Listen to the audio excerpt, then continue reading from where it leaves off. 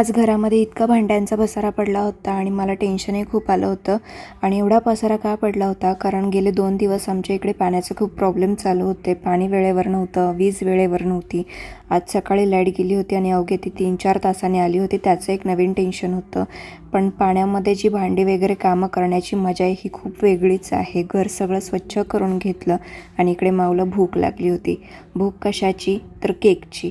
तिला केक खूप आवडतो. त्यातल्या त्यात तिचा आवडीचा फ्लेवर म्हणजे बटरस्कॉच. आणि तिला केक म्हटलं की ती सगळं अन्न सोडते, पण तिला केक म्हणजे आणि आईस्क्रीम पहिलं हवं आहे. आणि इकडे तिचे नखरे चालले होते.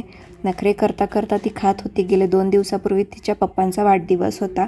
वाढदिवसाला जेवढे केक आले होते ते माझ्या मते सगळे तिनेच संपवले असेल.